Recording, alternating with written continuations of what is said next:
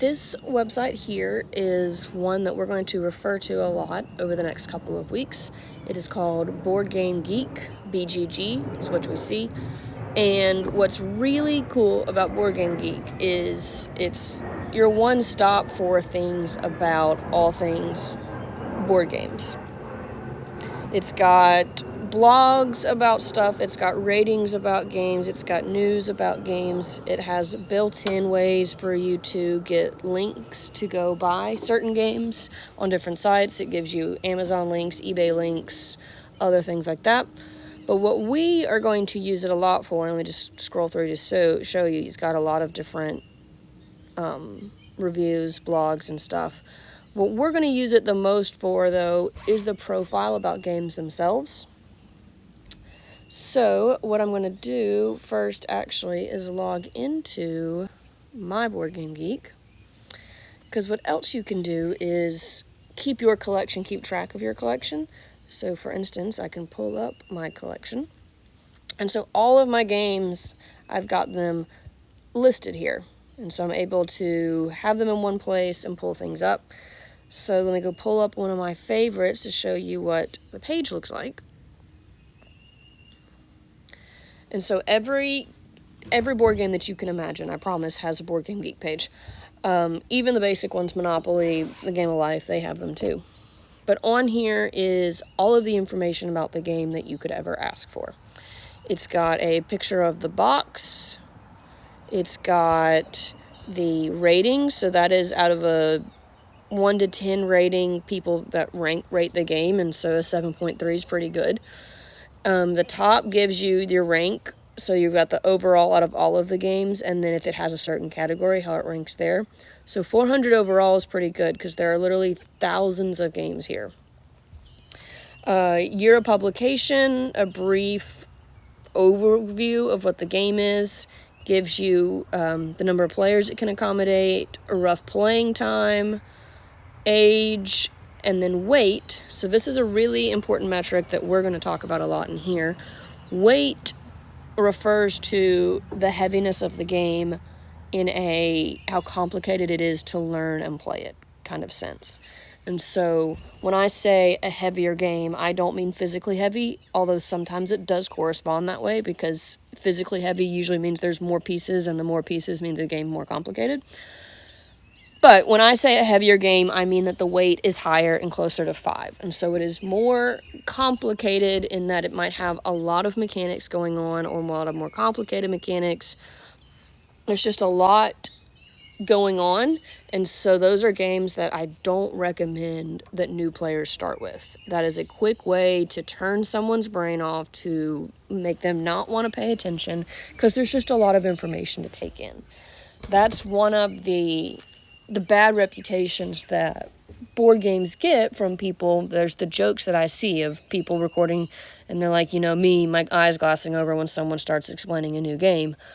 Because there's a lot, and they start using the weird words like you stick the thingamajig and the cadoodle over here, and then you get 4 blurby blurbs, and that's what it feels like at times. This is true.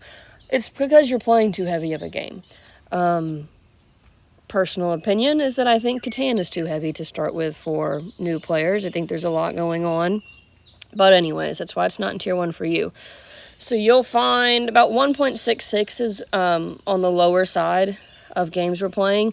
This is in Tier 1 for y'all. This is one of the starter games, because it is easier to pick up, easier to play. I'm going to come back to this, but for instance, one of my heaviest games is going to be Power Grid, probably. Come on.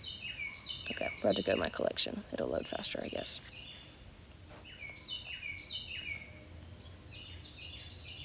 Come on, Internet. Okay. One of my heavier games is Power Grid, which is a very fun game. It's just heavier. So 3.25.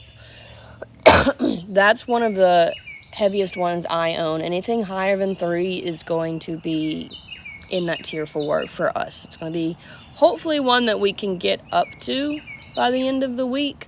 The next 2 weeks, that is what I would like to be able to do, but we're not starting with those because of those weights. I guess I'd stay on Power Grid.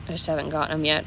The other thing is you'll find, especially the really, like that 164 of this one right here, it's so high because it's out of print. So just like books and movies, board games go out of print, so you can't just buy them all the time. So they get expensive, and it's harder to get some of these top games just because they haven't published them in forever. Like Gloomhaven doesn't even have a link. I don't even know where you would buy it right now. Concordia, that's one of my favorites. That's number 26. Wingspan I have 33. Orleans I want really bad. Everdale is absolutely gorgeous. That's number 40. And let's just see if there's any more in the top 50 that I have. I want Puerto Rico. Cascadia I have. And the last thing on here, what's cool about Cascadia is one of the awards it's gotten. So there is a book that is in this room, and if you don't find it before I get there, I'll show it to you when I get there.